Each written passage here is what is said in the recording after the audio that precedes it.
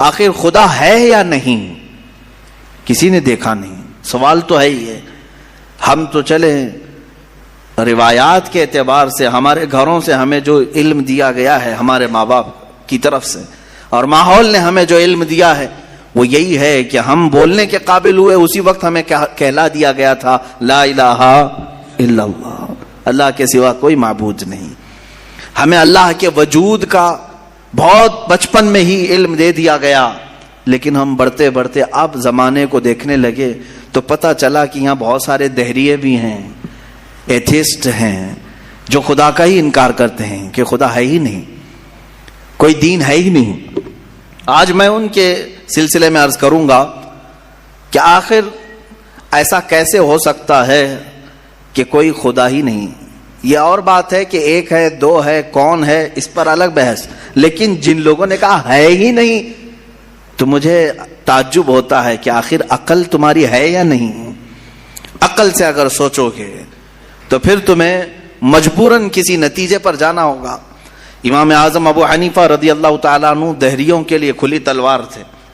دہریہ کس کو کہتے ہیں؟ جو خدا کا ہی انکار کرتا ہے, یعنی کوئی نہیں ہے, نہ بھگوان ہے, نہ خدا ہے, کوئی چیز ہے ہی نہیں, ہم خود سے چل رہے ہیں.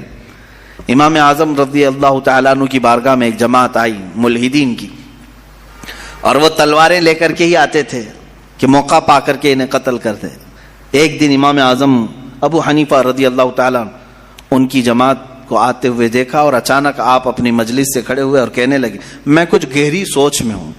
وہ قریب آئے اور پوچھا کیا سوچ رہے ہیں آپ؟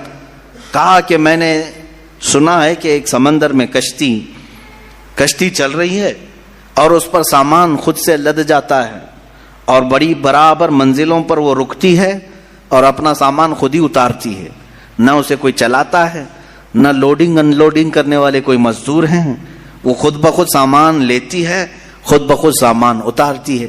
یہ روبوٹک دنیا بھی نہیں تھی اس وقت کہ وہ یقین کر لیتے, سائنسی دنیا بھی نہیں تھی اس وقت. تو ان دہریوں نے کہا کیا مذاق کر رہے ہیں آپ کہ سمندر میں کشتی بغیر ملاح کے, بغیر کیپٹن کے چل رہی ہے اور خود سامان لوڈ کر رہی, اتار رہی ہے, ہمارے ساتھ مذاق کر رہے ہیں آپ؟ ہم عقل والے لوگ ہیں, آپ کی اس بات پر کوئی بیوقوفی یقین کر سکے گا. امام اعظم ابو حنیفہ رضی اللہ تعالیٰ عنہ فرماتے ہیں اتنی جب تجھے عقل ہے کہ ایک کشتی سمندر پر بغیر کسی چلانے والے کے نہیں چلتی, تو یہ پورے کائنات کا نظام بغیر چلانے والے کے کیسے چل سکتا ہے؟ برابر وقت پر سورج کا طلوع ہونا, برابر وقت پر سورج کا غروب ہو جانا, چاند کا اپنی منزلوں پر چلنا, اور یہ سمندروں کا برابر اپنے مدار میں رہنا, اور یہ زمین کا طرح طرح کے پودے اگنا, اس میں پھول کا آنا, پھلوں کا آنا, یہ کیا اللہ کے ہونے کی نشانیاں نہیں ہے؟ کوئی تو ہے جو یہ سارا نظام چلا رہا ہے. ہاں تم یہ کہہ سکتے ہو کہ مشینیں ہم چلا رہے ہیں, پنکھے ہم چلا رہے ہیں, لائٹ ہم چلا رہے ہیں, چلاؤ دنیا کی ساری مشینیں چلاؤ, لیکن میں اگر ایک فیلڈ میں آؤں ان دہریوں سے پوچھتا ہوں. امام شافعی رحمۃ اللہ علیہ نے کیا جواب دیا؟ میں چاروں اماموں کی بات بتا دیتا ہوں. چاروں اماموں نے رب ذوالجلال کے وجود کے متعلق کیا کیا کہا ہے. امام مالک نے تو یوں فرمایا, آپ سے پوچھا گیا کہ خدا ہے, انہوں نے کہا ہاں. کیا دلیل کیا ہے؟ کہتے ہیں کہ زبانوں کا مختلف ہونا, انسانوں کی زبانوں کا الگ الگ ہونا اور الگ الگ نسلوں کا ہونا, یہ اللہ کے وجود کی دلیل ہے. امام شافعی سے پوچھا گیا آپ کوئی دلیل دیں گے کہ کوئی ہے؟ آپ نے کتنی پیاری بات فرمائی. ارشاد فرماتے ہیں شہتوت کا درخت دیکھا ہے؟ شہتوت کا درخت آپ نے دیکھا ہے؟ شہتوت جو ہے بہت باریک باریک سے پھل ہوتے ہیں, میٹھے ہوتے ہیں, اور اس کا پتا جو ہے وہ کئی قسم کے جانور کھاتے ہیں. شہتوت کے پتے کو شہد کی مکھی بھی چوستی ہے. شہتوت کے پتے کو گائے بکریاں بھی کھاتی ہیں, ہرن بھی کھاتی ہے. یہ سب کے سب شہتوت کے پتے کو کھاتے ہیں. شہتوت کا پتا ایک رنگ کا ہوتا ہے, ایک ہی ٹیسٹ کا ہوتا ہے. امام شافعی فرماتے ہیں شہد کی مکھی اسی شہتوت کے پتے پر بیٹھتی ہے, چوستی ہے, اور اپنے چھتے میں جا کر کے شہد اگل رہی ہے. بکریاں اور گائے اس شہتوت کے پتے کو کھاتی ہیں, مینگنیاں ڈال رہی ہیں یا دودھ دے رہی ہیں. اسی شہتوت کے پتے کو ہرن کھاتی ہے. ہرن نافع پیدا کرتی ہے جو مشک کی طرح ایک نافع ہوتا ہے, نہایت ہی اچھی خوشبو اس کے اندر آتی ہے. امام شافعی فرماتے ہیں ایک شہتوت کا پتا بکری میں جائے تو الگ اثر کرے, شہد کی مکھی میں جائے تو الگ اثر کرے, گائے میں جائے اور ہرن میں جائے تو الگ اثر کرے, آخر ایک شہتوت کے پتے سے نافع, دودھ اور شہد بناتا کون ہے؟ بناتا کون ہے؟ اسی میں امام شافعی فرماتے ہیں ہم روٹی کا ایک ٹکڑا کھاتے ہیں, روٹی کا ایک ٹکڑا کھاتے ہیں, اندر جسم میں یہ روٹی جانے کے بعد آپ سب کو معلوم ہے اس میں سے کچھ حصہ گوشت بنتا ہے, کچھ حصہ خون بنتا ہے, کچھ حصہ پیپ بنتا ہے, کچھ حصہ منی بنتا ہے, باقی کا بچا ہوا فضلہ پخانہ بن کر نکل جاتا ہے. ایک روٹی گیہوں کی کھاؤ, جو کی کھاؤ, جوار کی کھاؤ, روٹی ایک ہی طرح کی ہے, اور اس سے گوشت کون بناتا ہے, خون کون بناتا ہے, اور پیپ کون بناتا ہے, منی کون بناتا ہے, سب کی الگ الگ قسمیں ہیں.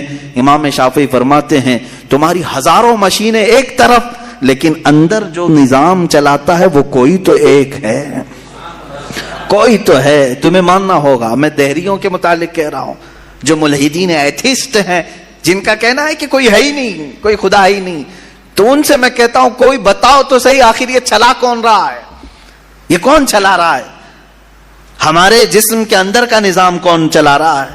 اور قرآن نے انہی کی طرف بار بار اشاروں میں بتایا ہے آیات میں کہ کیا تم دودھ کو نہیں دیکھتے, دودھ کہاں سے پیدا ہوتا ہے؟ کہ اللہ تعالیٰ فرماتا ہے کہ ہم نے دودھ کو گائے کے خون اور اس کے گوبر کے بیچ میں سے پیدا کیا ہے. اس کا فضلہ گائے کا گوبر ہے پیٹ کے اندر, اور اس کا خون بھی ہے, خون نہایت ہی سرخ, گوبر نہایت ہی الگ رنگ کا, اور اس کے بیچ سے صاف و شفاف دودھ کا نکلنا. دودھ آتا ہے, نہ کبھی اس میں گوبر کی بو آئی, نہ کبھی خون کا رنگ آیا. قرآن کہتا ہے آخر یہ کون ہے جو اس طرح صاف ستھری غذا نکالتا ہے تمہارے لیے؟ کیا شہد کی مکھی کو نہیں دیکھتے؟ قرآن کہتا ہے جب وہ ڈنک مارتی ہے تو اس کے زہر کا کوئی علاج نہیں ملتا.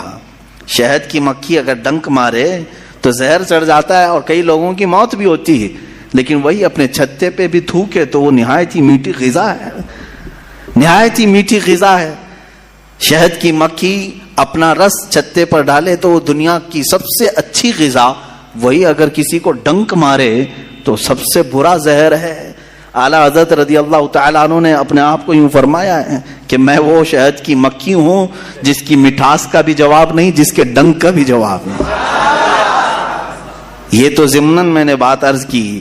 خدا قدیر و جبار کے وجود پر میرے عزیزو ایک دو نہیں لاکھوں مثالیں دنیا میں ہیں, لاکھوں مثالیں. ابھی تو کائنات کے رازوں تک ہم پہنچے ہی کہاں ہیں. سمندر کے اندر کی دنیا, پیڑ پودوں کے اندر کی دنیا. اب آئیں امام احمد بن حنبل رضی اللہ تعالیٰ عنہ, یہ کیا فرماتے ہیں؟ آپ سے پوچھا گیا خدا ہے, کوئی دلیل ہے آپ کے پاس؟ کہتے ہیں میں تمہیں بتاتا ہوں, ایک قلعہ ہے, ایک قلعہ ہے ایسا کہ چاروں طرف سے بند, نہ ایک سوراخ جانے کا راستہ, نہ اس پہ کھڑکی, نہ دروازہ, کچھ بھی نہیں, ہوا تک نہیں جا سکتی, ہوا تک نہیں جا سکتی, پورا بند ہے, اور اندر اس کے نہایت ہی چمکدار موتیوں کی طرح ہے. پھر اچانک اس قلعے میں اچھلتا کودتا ہوا ایک جان والا پیدا ہوتا ہے, اور پھر وہ اس قلعے سے باہر آتا ہے. امام احمد بن حنبل کی ان باتوں کو سن کر لوگوں نے پوچھا ایسا کیسے ہوتا ہے؟ بند قلعہ, ہوا بھی نہیں جاتی, کوئی سوراخ بھی نہیں, اور اس کے اندر سے کوئی اچانک پیدا ہوتا ہے. امام احمد بن حنبل فرماتے ہیں یہ تو روز ہوتا ہے, مرغی کے انڈے میں نہیں دیکھتے. مرغی کا انڈا مجھے بتاؤ اس میں کتنی کھڑکیاں ہیں, انڈا تو اوپر سے پورا بند ہوتا ہے, ہوا تک نہیں جاتی, لیکن مرغی اس کو گرم کرے. اب تو مشینوں میں بھی, اب مشینوں سے بھی ہوتا ہے. مجھے یہ بتاؤ انڈے کی زردی اچانک ایک جاندار چوزے کی شکل کیسے اختیار کرتی ہے؟ کون ہے جو اسے چونچ دیتا ہے؟ کون ہے جو اسے پر دیتا ہے؟ اور پھر ہم نے جانوروں کو, پرندوں کو, ہر ایک مخلوق کو دیکھا ہے, ان میں رنگ ایسے بھرے ہوئے رہتے ہیں, دنیا کا کوئی آرٹسٹ بھی اس طرح کے رنگ بھر نہیں سکتا. کیا ہم مور کو نہیں دیکھتے؟ طرح طرح کے خوبصورت اس میں ڈیزائن کیے گئے ہیں, ایسا لگتا ہے کہ کوئی قلم لے کر کے ڈیزائن کیا ہے, کوئی برش سے ڈیزائن کیا ہوا ہے. نہیں میرے عزیزو, یہ قدرت کی شاہکاریاں ہیں, رب ذوالجلال کی شاہکاریاں. اور تم بے شمار خوبصورت مخلوقات کو دیکھو گے, پھر پھر میں ان دہریوں سے پوچھتا ہوں آخر ان تمام کو پیدا کرنے والا کوئی تو ہوگا، کوئی تو ہوگا، تم لاؤ ڈھونڈ کر کے آخر کون ہے یہ سب پیدا کرتا ہے۔ یہ تو تخلیق، نظریے تخلیق، خدا کو پہچاننے کے 4 نظریے دنیا میں مشہور ہوئے ہیں۔ الہیات، اس کو علم الہیات کہتے ہیں جو میں بیان کر رہا ہوں، تھیولوجی، سائنس کے نظریے سے بھی، یعنی اللہ کو پہچاننے کے لیے، خدا کو ڈھونڈنے کے لیے نظریے بنائے گئے، فلسفیوں نے الگ، سائنٹسٹ نے الگ، علماء ربانیین نے الگ، حکماء نے الگ، سب کے اپنے اپنے نظریے ہیں۔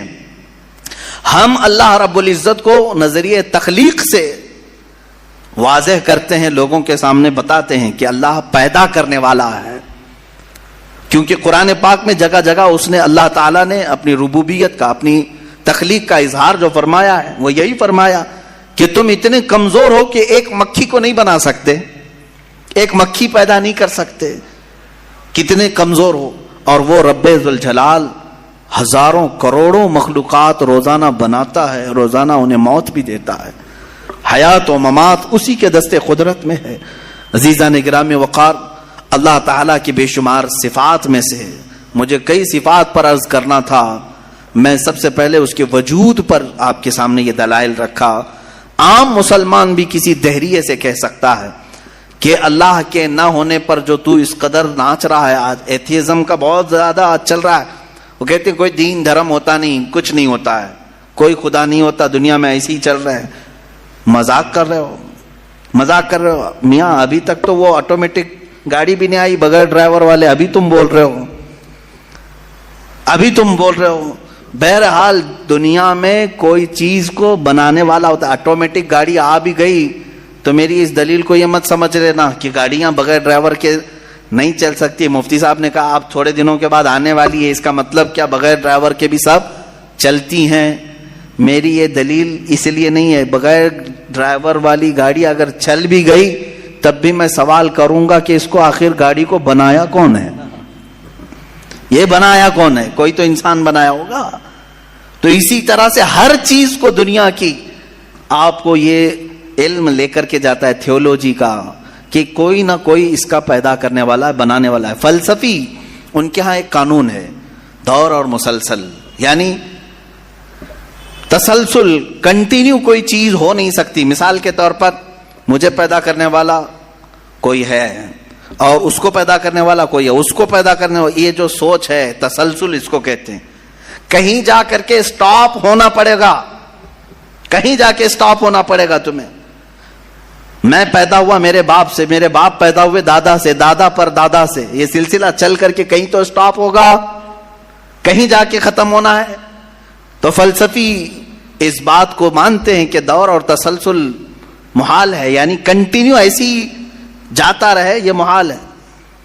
ان کے ہاں ایسا ہے۔ میرے عزیزو، اب اگر میں ان سے سوال کروں کہ جیسے بہت سارے لوگ بھگوانوں کو بھی مان لیے، جبکہ بھگوان کی بیوی بھی ہے، بھگوان کے بچے بھی ہے اور بھگوان کا باپ بھی ہے، تو پھر اب سوال آئے گا کہ بھگوان کا دادا کون، بھگوان کا پردادا کون؟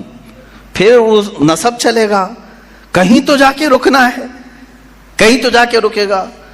بچے ہیں تو اب تک ان کی نسل کیوں نہیں؟ بھگوان کے بھی بیٹے بیٹیاں تھی نا، بہت سارے بھگوانوں کا تذکرہ ہندوستان میں ہے، ان کے بیٹے بیٹیاں بتائی گئی ہیں، کتنے بیٹے تھے، رام کے بھی، کرشن کے بھی، سب کے بھی بتائے گئے ہیں بیٹے بیٹے۔ تو اب اولاد کہاں ہیں؟ باپ دادا کہاں تھے؟ میرے عزیزوں، میری اس بات کو یقیناً کوٹ کیا جائے گا، مجھے معلوم ہے چند دنوں پہلے یہ کہہ رہا تھا اورنگزیب کی اولاد برتن مانج رہی ہے، ٹیپو سلطان کی اولاد پنچر لگا رہی ہے، تجھے تو یہ ٹیپو سلطان اورنگزیب کی اولاد نظر آئی، ان کی کہاں ہے جن کا میں ذکر کر رہا ہوں؟ ان کی کہاں ہے؟ اور بہرحال اورنگزیب اور ٹیپو سلطان ان تمام کو چھوڑو، ان کی اولاد کو تو نے برتن مانجتے یا پنچر لگاتے تو دیکھا اللہ نے تو تجھے بانج بنا کر رکھا ہے، تیرے سے کوئی چیز نہیں آ سکتی سوائے گوبر اور غلاظت کے، کوئی چیز نہیں آ سکتی۔ میرے عزیزوں، میں یہاں عرض یہ کر رہا ہوں دور اور تسلسل، کہ اگر اس طرح کسی کا باپ ہے تو پھر دادا بھی ہوگا، دادا ہے تو پردادا بھی ہوگا، یہ چلتا رہے گا سلسلہ، یہ اسلام یہ ہے جس نے کہا قل هو اللہ احد اللہ الصمد لم یلد ولم یولد، کہو وہ اللہ ایک ہے، اللہ بے نیاز ہے، لم یلد نہ وہ کسی سے پیدا ہوا ہے، ولم یولد نہ اس سے کوئی پیدا ہوگا، اس سے کوئی لم یلد اس سے کوئی پیدا نہیں ہوا اور نہ وہ کسی سے پیدا ہوا۔ یہاں ختم ہو گئی بات۔ اب نہ میرے خدا کا کوئی باپ ہے، نہ بیٹا ہے، نہ بھائی ہے، نہ بہن ہے، کہیں یہ تصور آئے گا ہی نہیں۔ تم ہم سے یہ سوال نہیں کر سکتے کہ اللہ کے آبا و اجداد کہاں ہے، اولاد کہاں ہے۔ ہم نے خدا کو مانا ہی ایسے